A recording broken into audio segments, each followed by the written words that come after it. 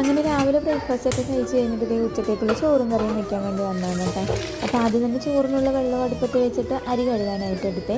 കറി എന്ത് വെക്കണമെന്ന് ആലോചിച്ചുകൊണ്ടാണ് കേട്ടോ ഞാൻ ഈ അരി കഴുകിക്കൊണ്ടിരിക്കുന്നത്. അപ്പോഴത്തേക്കും വെള്ളമൊക്കെ തിളച്ച് വന്നിട്ടുണ്ട് കേട്ടോ. അപ്പോൾ നമ്മൾ അരിയൊക്കെ ഇട്ട് കൊടുത്തിട്ട് തിളയ്ക്കാനായിട്ട് വെച്ചേ. അപ്പോൾ ഇതിങ്ങനെ തിളച്ച് വരുമ്പോഴത്തേക്കും ഞാൻ സ്റ്റവ് അങ്ങോട്ട് ഓഫാക്കിയിടുന്നുണ്ട്. പിന്നെ ഒരു 10-15 മിനിറ്റ് ഇരിക്കുമ്പോഴത്തേക്കും ഈ അരി ഒന്ന് വെന്ത് കിട്ടുമേ.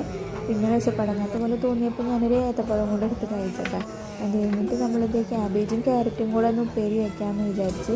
ചാറായിട്ട് ഇന്നലത്തെ സാമ്പാർ ഇരിപ്പുണ്ടിട്ട്, പക്ഷേ ചേട്ടന് സാമ്പാർ വേണ്ട, രസം ഉണ്ടാക്കാനാണ് പറഞ്ഞത്.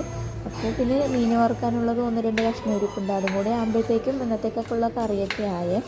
അങ്ങനെ ക്യാരറ്റും ക്യാബേജും കൂടെ കട്ട് ചെയ്തെടുക്കുന്നുണ്ട് കേട്ടോ. അപ്പോൾ കുഞ്ഞിനൊന്നും സ്കൂളിൽ വിട്ടിട്ടില്ലായിരുന്നു. അവർക്ക് നല്ല ചുമയുണ്ട്, ചുമയിനെയും മാറിയിട്ടില്ല.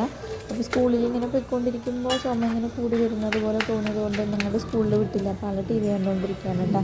അപ്പോൾ ക്യാബേജും ക്യാരറ്റും കട്ട് ചെയ്ത് വന്നപ്പോൾ കുറച്ച് അധികം ഉള്ളതുപോലെ തോന്നിയപ്പോൾ ഞാൻ കുറച്ചെടുത്ത് മാറ്റി വെച്ച് ഇങ്ങനെ ഒരു ദിവസത്തേക്ക് വേണ്ടിയിട്ട്. അപ്പോഴത്തേക്കും ചോറ് വെന്ത് വന്ന് ചോറ് മാറ്റി വെച്ചിട്ട് നമ്മൾ ഉപ്പേരിക്കുള്ളതും കൂടെ അടുപ്പിട്ടാക്കിയിട്ടുണ്ട്.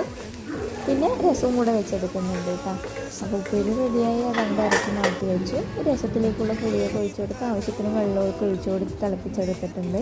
പിന്നെ മല്ലിയിലൊന്നും ഇല്ലായിരുന്നു കേട്ടോ. അപ്പോൾ സിമ്പിളായിട്ട് അങ്ങനെ രസം കൊണ്ട് മാറ്റിയെടുത്ത് മീനും കൂടെ വരട്ടെ.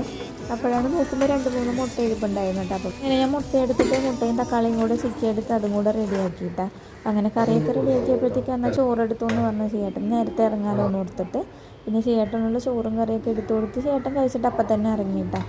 പിന്നെ കുഞ്ഞിന് ചൂടുവെള്ളം വെച്ച് അവളെ ഒന്ന് മെയിൽ കഴുകി ഞാനും കുളിച്ച് ഞങ്ങളും ഫുഡ് കഴിച്ചിട്ടാണ്. അപ്പോൾ ഇത്രയേ ഉള്ളൂ കേട്ടോ അന്നത്തെ വിശേഷങ്ങൾ.